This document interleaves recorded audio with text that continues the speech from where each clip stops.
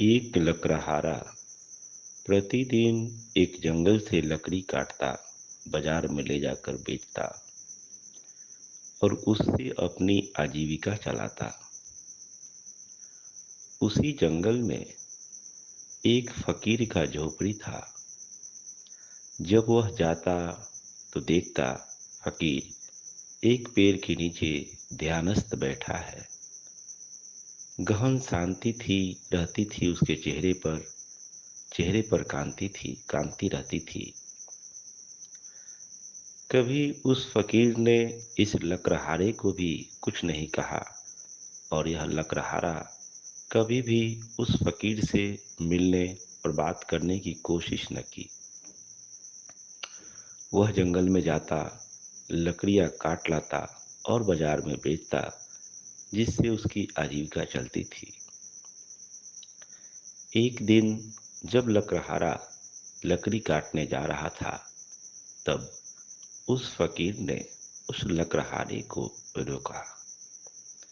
उसने पूछा कि तुम कितने दिनों से लकड़ी काट रहे हो?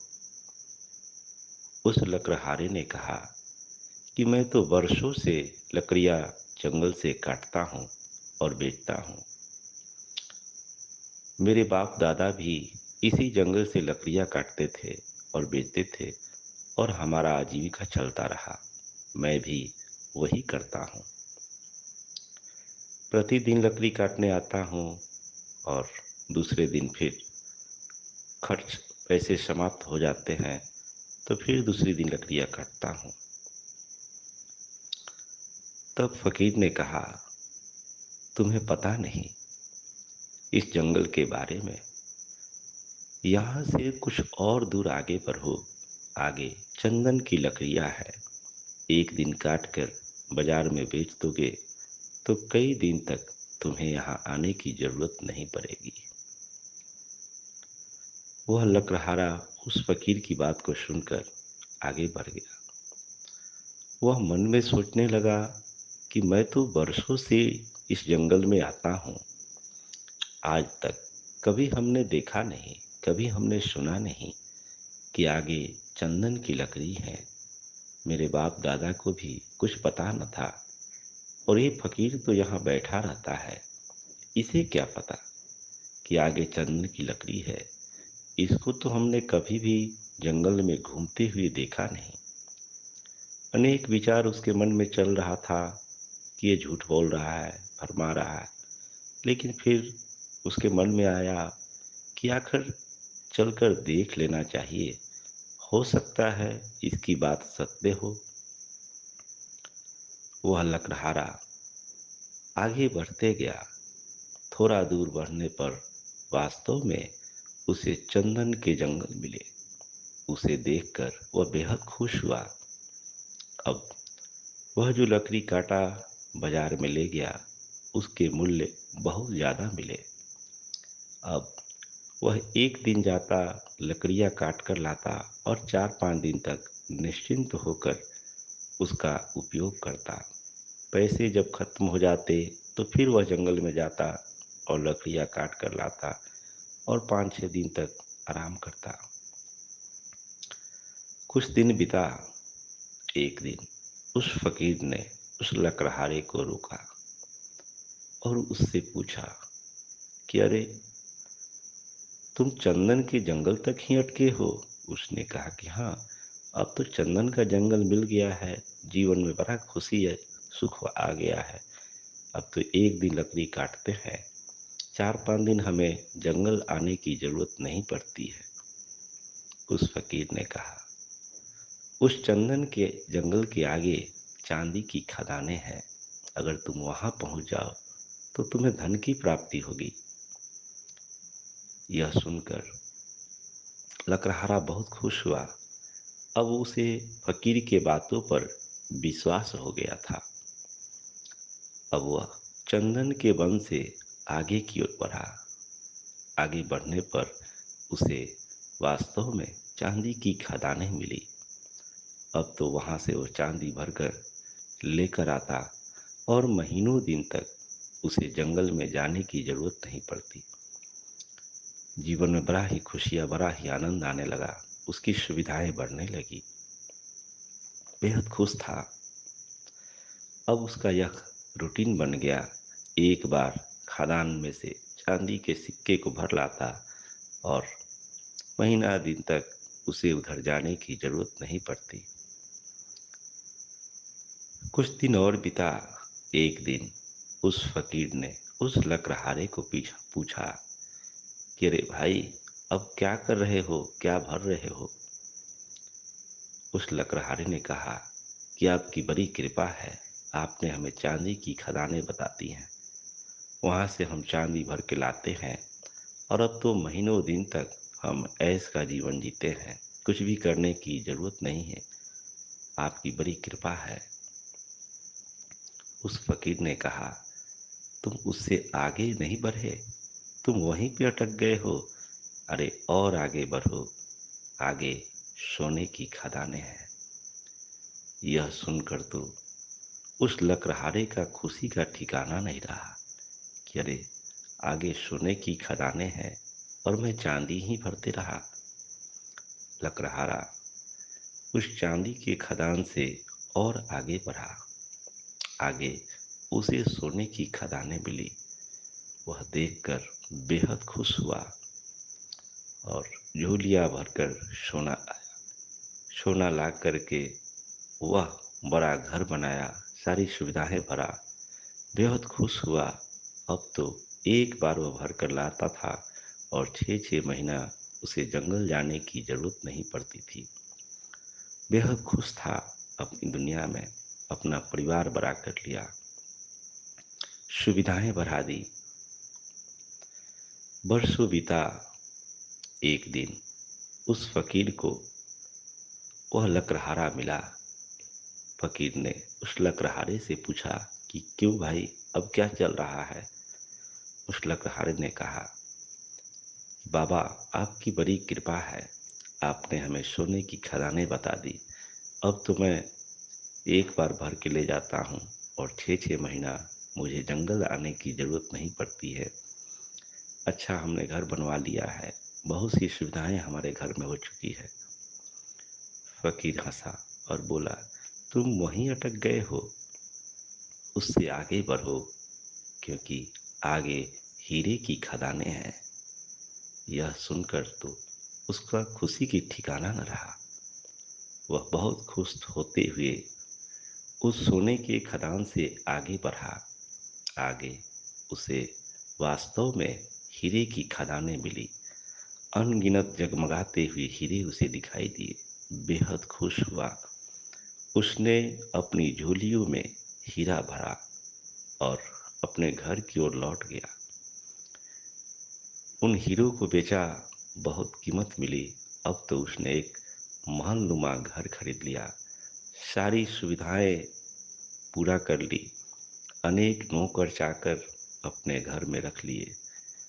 उसका व्यवसाय बढ़ने लगा, उसकी ख्याति धीरे धीरे फैलने लगी।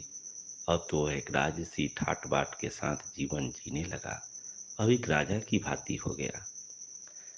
अब वह जंगल को भूल गया, उस फकीर को भूल गया, क्योंकि अब उसके पास किसी चीज की कमी नहीं थी। लेकिन मित्रों, जीवन में धन बहुत आए और धर्म का बोध न हो तो साथ ही साथ अशांति बढ़ने लगती है। अब उसके जीवन में धन के साथ साथ अशांति बढ़ने लगी। धन तो बहुत हुआ, लेकिन बेचैनी भी बढ़ने लगी, समस्याएं भी बढ़ने लगी। सामान्य व्यक्ति ये सोचता है कि जब धन आ जाएगा तो जीवन में बड़ी खुशियां होगी, बड़ा सुख होगा, चहुँ ओर सुख और शांति का वातावरण होगा, जबकि ऐसा होता नहीं है। धन हो तो भी, धन हो न हो तो भी, अगर जीवन में धर्म का बोध हो तो जीवन में खुशियां ही खुशियां है, सुख ही सुख है। लेकिन धन, अपार धन वैभव हो जाए और धर्म का बोध न हो तो जीवन अशांति और कष्ट में बीतने लगता है। उस लकड़हारे के साथ भी ऐसे ही होने लगा। उसके पास बेशुमार दौलत हो गया, महल हो गया, नौकर चारक कर सारी व्यवस्थाएं हो गई, लेकिन अब वह अशांत होने लगा। जब अशांत होने लगा तो एक दिन उसे उस फकीर की याद आई। जब तक मनुष्य के जीवन में सुख रहता है, तब उसे किसी फकीर, किसी परमात्मा की याद नहीं आती है। किसी परमात्मा या किसी फकीर, किसी गुरु की तलाश मनुष्य तब करता है जब वह दुखी होता है। उस लकड़हारे को भी उस फकीर की याद आई कि फकीर से मिलना चाहिए। वर्षों बाद वह उस जंगल में गया, देखा फकीर उसी अवस्था में पेड़ के नीचे बैठा है। उसके चेहरे पर बड़ी ही शांति है, चेहरे पर कांति है। उस फकीर को उसने प्रणाम किया। फकीर ने कहा कि बताओ, कैसा चल रहा है तुम्हारा जीवन। उसने कहा, आपकी बड़ी कृपा है, आपकी कृपा से आज मेरे पास बेशुमार दौलत है, बड़े महल है, सारी सुविधाएं हैं। उस फकीर ने कहा, तो क्या तुम उस हीरे के खदान तक ही अटक कर रह गए, उसके आगे नहीं बढ़े। उस लकड़हारे ने कहा, अब आगे बढ़ने की क्या जरूरत है, अब आगे क्या हो सकता है। अब मेरे पास तो बेशुमार दौलत हो चुका है, अब मैं आगे बढ़ के क्या करूंगा। उस फकीर ने कहा कि क्या तुम इतने बेशुमार दौलत पाकर अब पूरी तरह से खुश हो, पूरी तरह से सुखी हो। इस बात को सुनकर लकड़हारा सोच में पड़ गया, क्योंकि वास्तव में दौलत तो बेशुमार आया उसके जीवन में, लेकिन शांति भंग हो गई। अब वह उतना शांत नहीं जितना लकड़हारा बनकर शांत था, क्योंकि उसे तो 2 वक्त की रोटी जुटानी होती थी और गहरी निद्रा में सोता था। लेकिन बड़े महल में भी अब वैसी निद्रा उसके जीवन में कभी कभार ही आती थी। फकीर की बातों को सुनकर लकड़हारा सोच में पड़ गया। बोला, बेशुमार दौलत तो है, सारी सुविधाएं हैं, लेकिन शांति भंग हो गई है। फकीर ने कहा, इसीलिए तो हम तुम्हें बोल रहे थे, उसके आगे भी कुछ है। लकड़हारा ने कहा, उसके आगे क्या है, उसके आगे कौन सी संपत्ति है। उस फकीर ने कहा कि उसके आगे ध्यान है, उसके आगे मैं हूं। क्या तुमने कभी ये नहीं सोचा कि मुझे चांदी के खदान के बारे में भी पता था, हीरे के, सोने के खदान के बारे में भी पता था, और हीरे के खदान के बारे में भी पता था, फिर भी मैं इस पेड़ के नीचे, इस कुटिया में ध्यान कर रहा हूँ, क्योंकि ध्यान करने से मनुष्य उस सुख को प्राप्त कर सकता है जो धन और वैभव से नहीं पाया जा सकता है। इसीलिए तुम्हें हम बोल रहे हैं कि उसके आगे भी बढ़ो, क्योंकि वहीं पर मैं हूँ, वहीं पर तुम हो, जिसे जानकर मनुष्य शाश्वत शांति को प्राप्त कर लेता है। इस बात को सुनकर वह लकड़हारा बहुत खुश हुआ, उस फकीर के पैरों में गिरा और उसे ध्यान की विधि सीखकर ध्यान करने लगा। मित्रों, यह बात बिल्कुल ही सत्य है। चाहे हम किसी पद पर बैठ जाएं, कितनी भी संपत्ति हमारे पास आ जाए, लेकिन हम तो वही रहेंगे जो पहले थे, क्योंकि हमने स्वयं को बदला नहीं। अगर केवल धन आने मात्र से व्यक्ति को शाश्वत सुख की प्राप्ति हो जाती, तो बड़े बड़े राजा महाराजा अपने राजपाट का त्याग कर ध्यानस्थ न होते। चंद्रगुप्त अपने जीवन में बहुत संघर्ष किया और मगध पर अपना आधिपत्य जमाया, लेकिन जीवन के अंत समय में वह भी राजपाट का त्याग कर संथारा को अपनाकर शरीर का परित्याग किए, जैन धर्मावलंबी बने और जीवन का अंतिम समय ध्यान साधना करते हुए संथारा से शरीर का परित्याग किए। उनका पोता सम्राट अशोक भी अपने जीवन काल में अनेक युद्ध किया, लेकिन कलिंग युद्ध के बाद उन्होंने अपना शस्त्र उठाना बंद कर दिया, युद्ध पर विराम दिया और स्वयं धर्म का अनुसरण करने लगे और अपने बेटा और बेटी को भी भिक्षु बनाए और अपने जीवन में अन्य लोगों को भी धर्म के प्रति प्रेरित किए। मित्रों, अनेक ऐसी घटनाएं हैं जो धनपति अपने धन का परित्याग कर संन्यास का जीवन जीते हैं। यह अंतिम चरण है।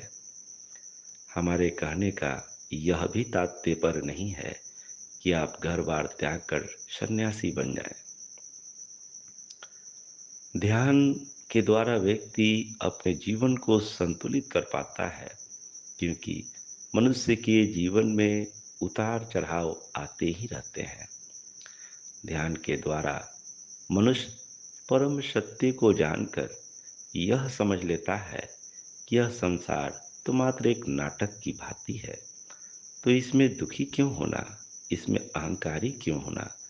यह पात्र हमें मिला है और यह पात्र तो अनेक बार मिल चुका है और अनेक बार हम दुखी हुए हैं, अनेक बार हम रोए हैं, अभी भी मिला है, तो इसको रोकर क्यों बिताना। जीवन में जो समस्याएं आएगी उसका सामना करेंगे निर्भयता के साथ। निर्भयता तभी व्यक्ति प्राप्त कर सकता है जब वह स्वयं को जान ले, सत्य को जान ले। स्वयं को जाने बिना कोई भी व्यक्ति निर्भयता को प्राप्त नहीं कर सकता है। तो मित्रों, जीवन के हर कार्य करते हुए स्वयं को जानने के लिए समय निकालना अनिवार्य है, क्योंकि जब व्यक्ति सत्य को जान लेता है तो उसके पास धन हो तो भी, धन न हो तो भी, दोनों अवस्थाओं में बेहद खुश और सुख का जीवन जीता है। जिसके पास धन का बहुत हो और धर्म का बोध न हो, तो बहुत धन होने के बाद भी उसकी जीवन अशांति में बीतती है, उसकी निद्रा समाप्त हो जाती है और वह रोगी बनकर तड़पते रहता है। धन तो बहुत होता है लेकिन मन शांत नहीं रहता है। तो मन शांत हो और जीवन में खुशियाँ रहे, इसके लिए धर्म का अनुसरण करना जरूरी है। और सच्चा धर्म वो है जब मनुष्य स्वयं को जान ले। आइए स्वयं को जानने का प्रयास करें। आप सबका मंगल हो, सबका कल्याण हो, सबका भला हो, सबकी स्वस्थी हो, सबकी मुक्ति हो, चहुओर सुख हो, चहुओर शांति हो।